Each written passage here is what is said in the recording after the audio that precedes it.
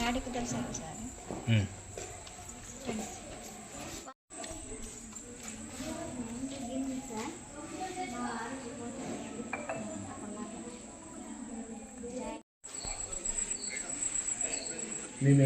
నడుస్తూనే ఉంటారండి ఆ బాటకి అలా వెళ్తారు సార్.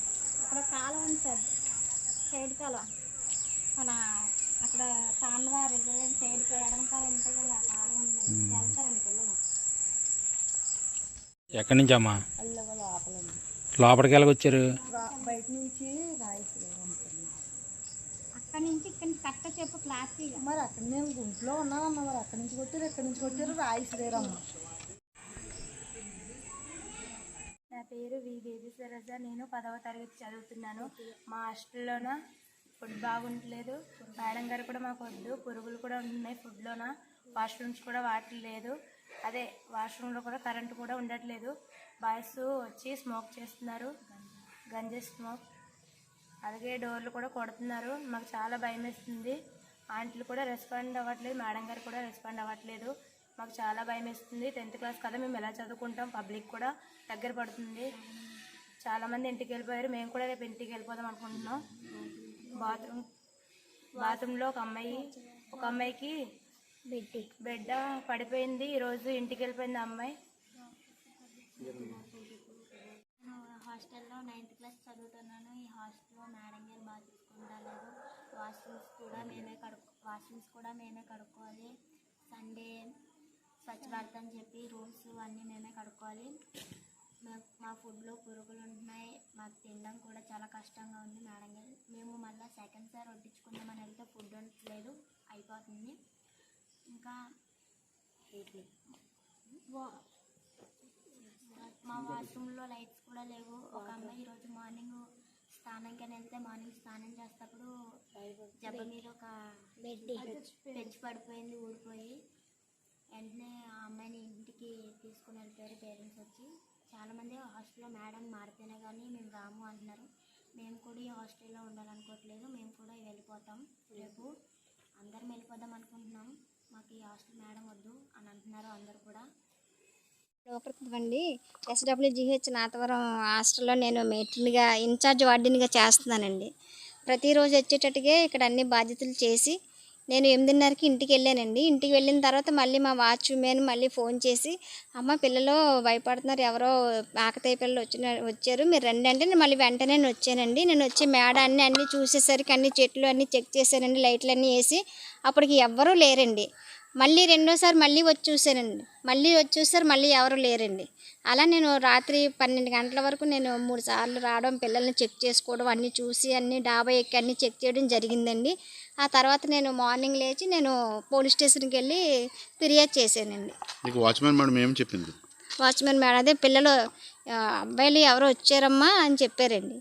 చెప్తే నేను వెంటనే వచ్చానండి. నేను ఇలా వెళ్ళి వెంటనే వచ్చానండి. మీరు హాస్టల్లోని పిల్లల్ని అసభ్యకరంగా మాట్లాడుతున్నారని చెప్పేసి పిల్లలు కంప్లైంట్ చేశారు అధికారులకు, నిజమేనండి? లేదు సార్, నేను ఎప్పుడు అసభ్యకరంగా ఎప్పుడు మాట్లాడను సార్. నేను మార్నింగ్ 8 కల్లా వస్తాను సార్ స్కూల్కి. 8 కల్లా వచ్చి నైటు ఇక్కడ 8:30, 9 కల్లా నేను ఉంటానండి. పిల్లలు స్టడీ అవర్ పెట్టే నేను ఇంటికి వెళ్తానండి. చాలామంది పిల్లలు ఇంటికి వెళ్ళిపోయారట ఈ మధ్యకాలంలోనే. పండగ సార్, నాగుల చవితి సందర్భంగా పండగ చేసుకున్న వాళ్ళు వెళ్ళారు సార్, మిగతా వాళ్ళు ఉండిపోయారు సార్. మాకు అంతే తప్ప వాళ్ళు ఎప్పుడు అసభ్యకరంగానే వాళ్ళని ఎలా తిట్టడం కానీ ఎప్పుడు నేను చేయను సార్. ప్రతి ఒక్కరికి ఒక గుడ్డు పెట్టాలి, అలాంటిది ఒక గుడ్డు 2 ముక్కలు చేసి ఇద్దరు పెడతారని లేదు సార్, ఎప్పుడైనా గుడ్డు పెడతాను సార్. మెనూ కరెక్ట్గా ఫాలో అవుతాను సార్. మీ పిల్లలు దానికి ఉన్నతాధికారులకు ఫిర్యాదు చేయడం జరిగింది, దాన్ని ఏమంటారు, మీరు ఎలా భావిస్తారు చెప్పండి? నేను పెట్టడం అయితే మెనూ ప్రకారం పెడుతున్నానండి. ప్రతిరోజు మా మేడం గారి ఫోటోలు కూడా పెట్టడం జరుగుతుంది సార్. చికెన్ని టమాటా పచ్చడిగా చూపించిన విజువల్స్ కూడా మా దగ్గర ఉన్నాయి, ఎట్లా చికెన్ అంటే సార్ పిల్లలు కొంచెం గ్రేవీగా తింటారు కదా, మాకు కొంచెం గ్రేవీగా చేసి పెట్టండి అంటే గ్రేవీగా కొంచెం ఎక్కువగా ఇవ్వడం జరిగిందండి. అందుకు కొంచెం చికెన్ ముక్కలే లేవు కదా, ఉన్నాయండి. చికెన్ కర్రీ రోజు మెనూ ప్రకారం పెడుతున్నాం కదా సార్. మెనూ ప్రకారం మాకు ఎలాగైతే ఉంటుందో మెనూ ప్రకారం ప్రతిదీ కూడా నేను పెడతాను సార్. చికెన్ పెడతారు వారానికంటే ఇప్పుడు 40 మంది ఉన్నారనుకో సార్, ఫర్ ఎగ్జాంపుల్ 4 కేజీలు చికెన్ పెడతామండి. వారానికి 3 రోజులు పెడతాం సార్. సండే తర్వాత ఏమో ట్యూస్డే, ఫ్రైడే అరటిపళ్ళు కూడా డైలీ నేను ప్రతి అరటిపండు ఇస్తానండి. నేను గెలలు కూడా ఎక్కువ కొంటానండి. ఇంకా ముగ్గుపోతే మా పిల్లలకి ఎక్స్ట్రా కూడా నేను ఇస్తానండి. ఆ ఒక్క పండే కాదండి, ఎక్స్ట్రా ఇస్తే మరి మీరు మళ్ళీ మరుసటి రోజు ఇవ్వడానికి ఇబ్బంది పడతారు కదా. ముగ్గుపోతాయి కదా సార్. ముగ్గుపోయినవి ఏం చేసుకుంటాం, మా పిల్లలకే పెడితే బాగుంటుంది కదా అని చెప్పేసి మా పిల్లలకే పెడతాను సార్. లోకల్లో ఎస్సీ హాస్టల్ నందు నిన్న రాత్రి 11 గంటలప్పుడు కొందరు ఆకతాయిలు గోడ దాటి వచ్చి ఇక్కడ ఉండే అమ్మాయిలు ఇబ్బంది పెడతానని చెప్పి హాస్టల్ వార్డెన్ అయిన నూకరత్నం గారు వచ్చి ఈరోజు కంప్లైంట్ ఇవ్వడం జరిగింది. దీనిపై ఈ దినం వచ్చి ఈ ఎస్సీ హాస్టల్ నందు పరిసర ప్రాంతాల్లో ఎవరైతే ఆకతాయిలు ఈ పనులు చేశారని చెప్పి ఇన్వెస్టిగేషన్ చేస్తున్నాం. దీనిపైన ఎవరైనా ముద్దాయిలు కానీ పట్టుబడితే ఇమీడియట్ కేసు కట్టి వాళ్ళని అరెస్ట్ చేస్తాం. ఐడెంటిఫై చేశారా ఎవరైనా? ఇంతవరకు అయితే ఎవరు కూడా ఐడెంటిఫై అవ్వలేదు. ఒకసారి పిల్లలతో మాట్లాడి వార్డెన్తో అసలు మాట్లాడి ఎవరు ఏ టైంలో అసలు వచ్చారా లేదా, వస్తే వీళ్ళు ఏమైనా వాళ్ళని గుర్తుపడితే దాని మీద యాక్షన్ జరుగుతుంది. లేదా మా ఎంక్వైరీలు ఏమైనా వాళ్ళు పేర్లు బయటకు వస్తే అరెస్ట్ చేస్తాం. నా పేరు శ్యామల, ఏఎస్డబ్ల్యూ నర్సీపట్నం. 5వ తారీఖున సాయంత్రం ఇంచుమించు సుమారు 9:30 ఆ టైంలోని బాలికల వసతి గృహం నాతవరం నుండి విద్యార్థినులు ఫోన్ చేస్తూ నాతో మాట్లాడడం జరిగింది. అందులో పిల్లలకి కొంతమంది లోకల్ వ్యక్తుల నుండి భయాన్ని కలిగించే విధంగా వాళ్ళతో ప్రవర్తించారని, అలానే భయభ్రాంతులకు గురి చేశారని చెప్పడం జరిగింది. సో ఆ సంభాషణ పిల్లలతోని పూర్తి చేసుకున్న తర్వాత నేను వాళ్ళు మరింతగా భయాందోళనకు గురై హాస్టల్ వసతి గృహాన్ని విడిచి వెళ్ళిపోతామని నాతో చెప్పడం జరిగింది. ఆ విషయంలోని నేను వెంటనే వాళ్ళకి ధైర్యం చెప్పి ఎవరు ఎక్కడికి వెళ్ళొద్దు, నేను ఎర్లీ మార్నింగే మీ దగ్గరికి వస్తానని చెప్పి మరుసటి రోజు అనగా 6వ తారీఖున ఉదయాన్నే నేను ఇక్కడ నర్సీపట్నం నుండి 6:30కి బయలుదేరి 7:15 సుమారు ఆ టైంలోని వసతి గృహానికి చేరుకొని పిల్లలు ఆ టైంలోని అప్పుడే పాలు తాగే టైము. సో ఆ టైంలో వాళ్ళ దగ్గరికి వెళ్ళి వాళ్ళ నుండి ఏం జరిగింది ఏంటని మొత్తం పూర్తి వివరణతో కూడిన సమాచారం పిల్లల నుండి నేను తీసుకోవడం జరిగింది. అట్ ది సేమ్ టైం వాళ్ళు మరింతగా ఆ రాత్రి జరిగిన ఆ యొక్క సంఘటన వల్ల వాళ్ళు మరింత భయభ్రాంతులకు గురయ్యి నా దగ్గర ఏడవడం కూడా జరిగింది. సో ఇదే విషయం నేను పిల్లల నుండి పూర్తిగా రిపోర్ట్ తీసుకొని వాళ్ళు ఇచ్చిన రిపోర్ట్ ఆధారంగా నా పై అధికారులకి నేను సమాచారం తెలిపాను. అట్ ది సేమ్ టైం లిఖితపూర్వకంగా రిపోర్ట్ సమర్పించడం జరిగింది.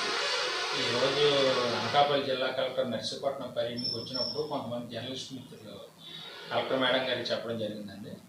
మీ డీడీ గారితో కూడా మాట్లాడారని చెప్పారు. మీకు ఏమైనా సమాచారం వచ్చిందా?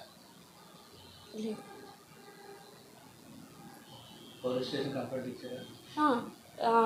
6వ తారీఖున మార్నింగే నేను పిల్లలతో ఫస్ట్ మాట్లాడడం జరిగింది. ఆ రోజు నైట్ అసలు ఏ విధంగా అవుటర్స్ లోపలికి వచ్చారు మొత్తం అదంతా హాస్టల్ ప్రిమిసెస్ అంతా వెరిఫై చేయడం జరిగిన తర్వాత హాస్టల్లో ఉన్న పెద్ద క్లాస్ పిల్లలు అంటే 8th, 9th, 10th ఎవరైతే ఉన్నారో వాళ్ళతోని క్షుణ్ణంగా ఎక్కడ వాళ్ళు బయట వ్యక్తులు వచ్చి వాళ్ళ మీద ఏ విధంగా ప్రవర్తించారు, లేకుంటే ఎన్ని రకాలుగా వీళ్ళు భయాందోళనకు గురి చేసే సంఘటనలు ఏ విధంగా జరిగాయి, వీళ్ళు ఏ విధంగా అక్కడ మరింత భయంగా ఫీల్ అయ్యే సంఘటనలు ఏం జరిగాయి అన్నది నేను క్షుణ్ణంగా చూసుకొని దాన్ని బేస్ చేసుకొని వెంటనే అక్కడ వసతి గృహ అధికారికి పిలిపించి ఆవిడ నుండి కూడా ఒక స్టేట్మెంట్ తీసుకొని పిల్లల నుండి స్టేట్మెంట్ తీసుకొని దాన్ని బేస్ చేసుకొని వార్డెన్తో పాటు నేను స్టేషన్కి వెళ్ళి ఎస్ఐ గారికి కంప్లైంట్ ఇవ్వాలి. సుమారు 47-48 అండి ప్రజెంట్ అక్కడ ఈ అకాడమీ ఇయర్లో ఉన్న పిల్లలు. సో నేను విజిట్ చేసే టైంలోని 27 మెంబర్స్ ఉన్నారు.